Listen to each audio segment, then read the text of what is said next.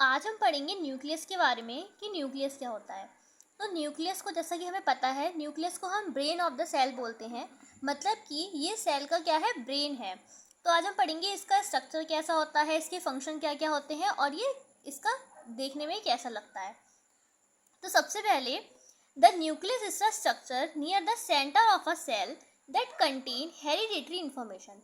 तो न्यूक्लियस क्या है, न्यूक्लियस वो स्ट्रक्चर है जो कि कहाँ पे पाया जाता है, सेल के सेंटर में पाया जाता है और जो क्या कंटेन करता है, जो कि हेरिडेटरी इंफॉर्मेशन को कंटेन करता है। Store house of genetic information, और इसके साथ साथ ही ये स्टोरेज हाउस है किस चीज़ का, जेनेटिक इन्फॉर्मेशन का। जेनेटिक इन्फॉर्मेशन क्या हो गई, जैसे कि डीएनए हो गया या फिर आरएनए हो गया। ऐसे ही हेरिडेटरी इन्फॉर्मेशन भी हम डीएनए आरएनए को ही कंसीडर करेंगे। Next, discovered by Robert brown इन 1835। जो न्यूक्लियस था उसको रॉबर्ट ब्राउन नाम के साइंटिस्ट ने 1835 में डिस्कवर किया था। Derived from Greek word karyon. Nucleus जो है वो एक ग्रीक वर्ड से लिया गया है जिसका मतलब क्या होता है, कैरियन। ये न्यूक्लियस कैसा होता है, डबल मेम्ब्रेन स्ट्रक्चर होता है, मतलब कि इसकी दो लेयर होती हैं, एक इनर लेयर और दूसरी आउटर लेयर। तो इसलिए कैसा होता है, डबल मेम्ब्रेन स्ट्रक्चर होता है। Commonly round and disk like structure. Commonly nucleus जो होता है वो राउंड ही होता है, गोल शेप में होता है या फिर डिस्क लाइक स्ट्रक्चर होता है, मतलब कि इस टाइप से कुछ ऐसा करके कुछ स्ट्रक्चर होता है। 5 to 25 माइक्रोमीटर इसकी जो होती है वो इसका डायमीटर होता है। It is dense. ये कैसा होता है, डेंस होता है, थिक होता है और कंटेन करता है क्लियर मैट्रिक्स। मतलब कि जो न्यूक्लियस के अंदर कैसा होता है, न्यूक्लियस न्यूक्लियस अंदर से डेंस होता है, गाढ़ा होता है और क्या कंटेन करता है, ये मैट्रिक्स को कंटेन करता है। जैसे कि ये न्यूक्लियस का स्ट्रक्चर है, किस शेप में दिख रहा है, ये राउंड शेप में दिख रहा है। तो सबसे पहले जो न्यूक्लियस का ये जो बीच वाला सेंटर पार्ट हो गया, इसे हम क्या कहेंगे, न्यूक्लियोलस कहेंगे। नेक्स्ट, ये क्रोमेटिन हो गए, ये होगा न्यूक्लियर पोर। ये जितना भी इसके अंदर लिक्विड भरा होगा उसे हम मैट्रिक्स कहेंगे या फिर क्या कहेंगे, न्यूक्लियोप्लाज्म कहेंगे। इनके बारे में अच्छे से पढ़ेंगे यहाँ पे। तो सबसे पहले स्ट्रक्चर ऑफ न्यूक्लियस के अंदर आता है न्यूक्लियर एनवेलप। न्यूक्लियर एनवेलप क्या हो गया, ये वाला पार्ट, ये क्या हो गया, nuclear envelope. Nuclear envelope has pores that allow the passage of materials into and out of the nucleus, also called nuclear membrane.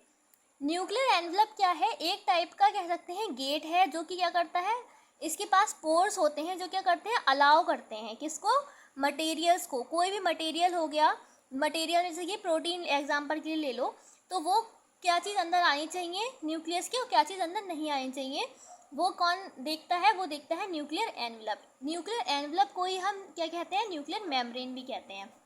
Next आता है न्यूक्लियोलस। जो ये वाला पार्ट होता है इसे हम कहते हैं nucleolus. Nucleolus made up of protein and RNA. Nucleolus किसका बना होता है, प्रोटीन्स का बना होता है एज वेल एज आरएनए का बना होता है। Its main function is to rewrite RNA and combine it with protein. जो न्यूक्लियोलस होता है इसका फंक्शन क्या होता है, ये क्या करता है, रीराइट करता है किसको, आरएनए को, और उसको कंबाइन करता है प्रोटीन के साथ। नेक्स्ट आता है न्यूक्लियोप्लाज्म। न्यूक्लियोप्लाज्म क्या हो गया, जो लिक्विड भरा हुआ है न्यूक्लियस के अंदर उसे हम क्या कह रहे हैं, न्यूक्लियोप्लाज्म कह रहे हैं। Just like cytoplasm found inside the cell. जैसे कि सेल के अंदर जो लिक्विड भरा होता है हम उसे क्या कहते हैं, साइटोप्लाज्म कहते हैं। ऐसे ही जो न्यूक्लियस के अंदर लिक्विड भरा होता है हम उसे क्या कहते हैं, न्यूक्लियोप्लाज्म कहते हैं। इसके साथ साथ हम इसे कैरियोप्लाज्म भी कहते हैं।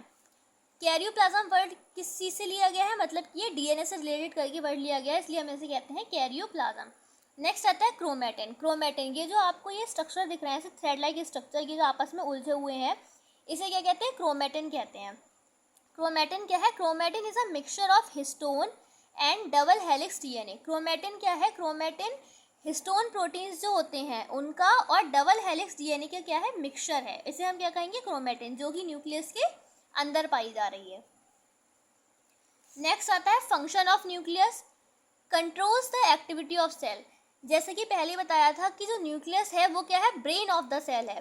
तो ब्रेन ऑफ द सेल है तो हमारी पूरी बॉडी को कंट्रोल करने का काम किसका होता है, ब्रेन का होता है।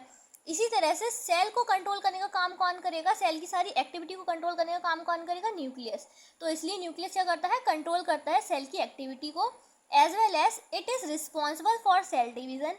न्यूक्लियस सेल डिवीजन के लिए रिस्पॉन्सिबल होता है, जिससे क्या होता है, सेल डिवीजन का मतलब कि एक सेल से दूसरी सेल बनना। नेक्स्ट, ग्रोथ के लिए सेल की, प्रोटीन की सिंथेसिस के लिए, it helps in RNA synthesis as well as RNA की सिंथेसिस के लिए। तो these are the main function of the nucleus.